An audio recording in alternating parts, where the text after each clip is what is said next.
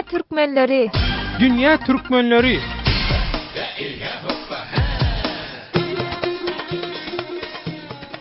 Hormat radio dinleyijiler, mehriman dogonlar. Türkiýede gaçlyk işleýänleriň jerimesiniň azaldylyanyň baradaky habar bilen baglanşykly bugünkü ýörüýte gepleşigimizde gatnaşan mehmanlar Türkiýanyň Istanbul şäherine daşary ýurtlara geňeşdarlyk hyzmatyny berýän interaktiv danışmanlyk firmasynyň ýolbaşçysy Murat Erşahin. Murat Erşahin, gepleşigimizde hoş geldiniz. Hoş bulduk, evet bey. Şeýlede söhbetleşýärmiz. Türkiýede işläp ýören täze pasportly Türkmenistanly zähmet migrantlaryň wekili Ögöz, şonuň ýalyda Türkiýede bikanun ýagdaýda wizasyz işläp ýören Türkmenistanly zähmet migrantlaryň wekili Ayjan. Ayjan, senem hoş geldin. Ögöz, senem hoş geldin. Hoş gördük. Hoş gördük.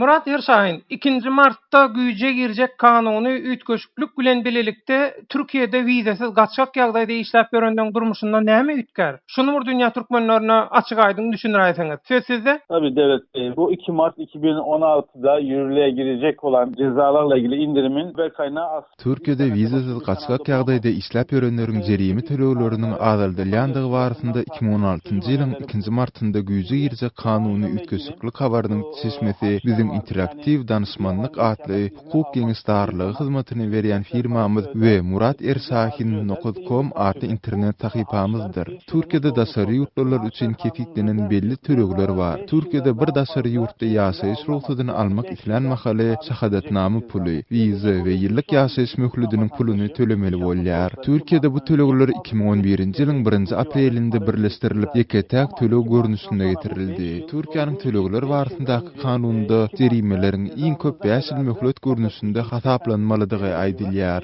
Ýagny Türkiýede 5 ýyldan köp wagtlap wizasyz bir kanun ýagdaýda işläp ýa-da ýaşap ýörenleriň jerimeleriniň möhledi 5 ýyldan köp hasaplanyp bilmeýär. Diýmek, täze kanuny üýtgeşiklige görä 5 ýyldan köp wagtdan bäri wizasyz işläp ýa-da ýaşap ýören Türkmenistan raýatlaryň wizasyzlyk jerimesi diňe 5 ýyl möhlet bolan ýaly hasaplanır. Meselem 2016-njy ýylyň 2 Martyndan owwal Türkiýeden başga bir ýurda giden bir Türkmenistan raýa takminan 6500 Türk lirasy, ýagny 2200 Amerikan dollary mösberinde wizasyzlyk jerimesini tölemeli bolar. 2016-njy ýylyň 2 Martynda Türkiýeden daşary ýurda giden 5 ýyldan köp wagtlap wizasyz işlän ýa-da ýaşan bir Türkmenistan raýat bolsa, täze kanuny üýtgeşiklige görä 291 Türk lirasyny, ýagny 100 Amerikan dollaryny goly jerime töleýär. 2 Mart'tan sonra Türkmenler $100 fazla ceza parası ödemeyecekler. 5 yıldan fazla kalanlar için söylüyorum bunu. Hormat radio dinleyijiler, siz Azatlyk Radiosynyň Dünya Türkmenleri gepleşigini dinleýärsiniz. Gepleşigimizde 2 Mart'ta Türkiýede güýje girýän wiza jerime tölegleriniň azaldylmagy barasynda Istanbuldaky hukuk geňeşdarlygy hyzmatyny berýän interaktiv danışmanlyk firmasynyň ýolbaşçysy Murat Erşahin bilen gurrun edýäs. Gepleşigimizde Türkiýede wizasyz bir kanun ýagdaýda işläp ýören Türkmenistanly zähmet migrantlarynyň wekilleri Ögöz bilen Ayjan aglaram gatnaşýa söhbetleşige dowam edýäs. Hawa Ögöz, sen murda sorajak boldyňmy Murat Erşahin'den? Ögöz, söz senden soray. Murat Erşahin, onda 2 Mart'ta güýje gelen kanuny üýtgeşikligiňe Türkiýede 5 ýyl we ondan köp wagtlap wizasyz işlänler ýa-da ýaşaýanlary gyzyklandyrýarmy? 5 ýyldan az möhletden bäri wizasyz bolanlara bu kanuny üýtgeşikligiň bir dahaly ýok ýaly, men dogry düşündümmi? Doğru. Yeni gelenler için değil yani. Yok, değil. Yeni gelenler aynı şeylerden devam edecekler.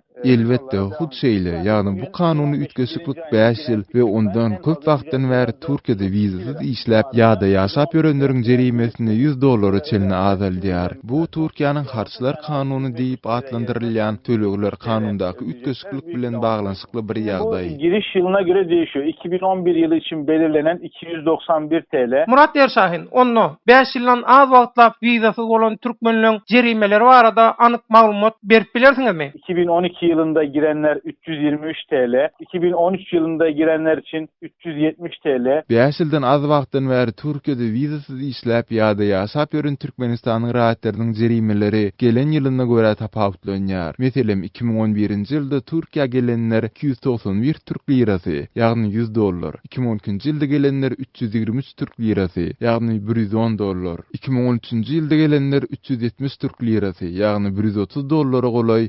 2014-nji ýylda gelenler 400 Türk lirasy, ýagny $140. 2015-nji ýylda gelip wizasiz işläp ýa-da ýaşap ýörenler bolsa 432 türk lirasy ýagny $150 jerime tölemeli.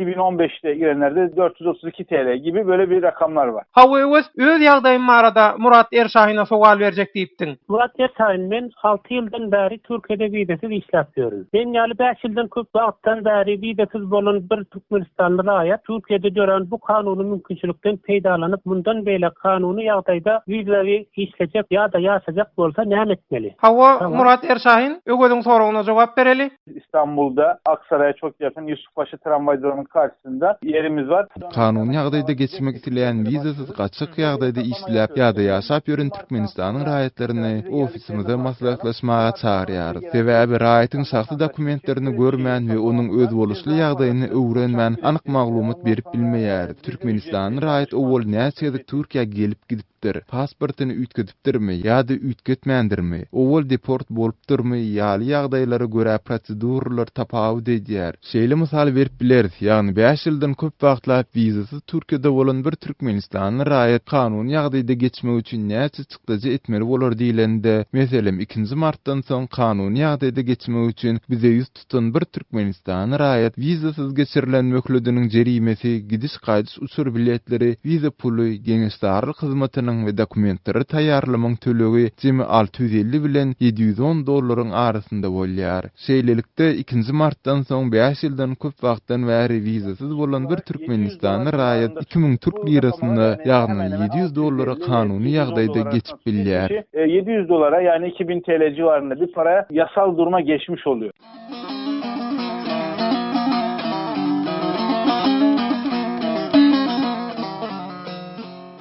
Hormatly radio dinleyijiler, mehriman doganlar, siz Azatlyk Radiosynyň Dünýä Türkmenleri gepleşigini dinleýärsiňiz. Aýjan, ine senem Murat Erşahyny dinlediň. Murat Erşahyna öz soragyny ber, Murat Erşahyn jogap bersin. Ben 10 yıldan beri vizesiz işleyen Türkiye'de. Pasportum köne. 2. Mart'tan sonra men näçe jerime tölemeli ve kanunu ýagdaýda işlemeye devam etmek için näme etmeli? Şu şekilde Aycan Hanım'ın da yasal duruma geçmesi, eski pasaport bizim elimizi bağlıyor. Para cezasına kendileri yararlanabilirler. 2 Mart'tan sonra Aýjan hanym ýaly wizasiz gaçyk ýagdaýda işleýän Türkmenistany dähmet migrantlary köni pasportlary bolan soň biziň edip biljek kömegimizi çäklendirýär. 2 martdan soň köni pasportly wizasiz gaçyk işleýän aýjan ýaly Türkmenistany dähmet migrantlary hem bu täze kanuny ütgeşiklikden peýdalanyp bilerler. Ýagny Türkiýeden $100 wiza jerimesini töläp çykyp bilerler. Ýöne Türkmenistanyň köni pasporty bilen Türkiýe ýygyna dolanyp bilen oklar. Türkiýe dolanyp geljek bolsa hökmany suratda Türkmenistanyň täze zagran pasportyny almaly. Bu bize ýüz tutýan Türkmenistanyň raýatlaryň aglaby köpçüliginde duş gelýän ýagdaýymyz. Köni pasport bilen Türkmenistana giden soň deport goýular öýdüp gorkup kanuny ýagdaýa geçmekden saklanýarlar. Türkiye'ye gelebilmeleri, Türkiye'de ikamet izni alabilmeleri yeni pasaport. Murat Erşahin, Türkmen dähmet migrantlary siziň bildirişiňizde nähil reaksiýa görkezýärler we olaryň kanuny ýagdaýa geçiş prosesi nähil bolýar? Yoğun bir talep var. Biz bu haberleri yaptıktan sonra biz her gün yani en az 4 kişi 5 kişi Bu habary biz internetde ýaýratmaga başlanymyzdan soň Türkiýede wizasiz işläp ýa-da ýaşap ýören Türkmenistan raýatlaryndan kanuny ýagdaýda geçmek isleýänler gaty köpeldi. Häzirki ýagdaýda biz her gün iň azyndan 4-5 tane Türkmenistan raýat üçin Iranyň konsullugyna wiza üçin ýüz tutýarys. Wiza 3-4 günüň dowamında alınýar we gize Irana gidip taň bilen Türkiýe ýygyna kanuny ýagdaýda dolanyp gelýärler. Azatlyk radiosunda owal hem nykdap geçimiz ýaly Türkiýanyň 6458 belgili daşary ýurtlarylar baradaky täze kanunyna görä indi wizasiz bolan möhlediniň jerimesini töläp daşary ýurda çykyp ýygyny bilenim dolanyp gelýänlere deport goýulmaýar. Türkiýe gelenden soň onuň dowamında ýaşaýyş ýa-da iş ruhsady üçin ýüz tutmaly diýen şerti kabul edenler ýygyna gaýtarylmaýar. Biz 18 aýdan bäri şeýle ýagdaýda ýüzlerçe wizasiz Türkmenistan raýaty kanuny ýagdaýda geçirdik. Owal olary Russiýa iberýärdik. Ýöne indi olary diňe Irana gidip gelýärler. Belki o olmazsa biz size başka bir çözüm önerisi sunarız. Çok teşekkürler Murat Bey. Aýjan,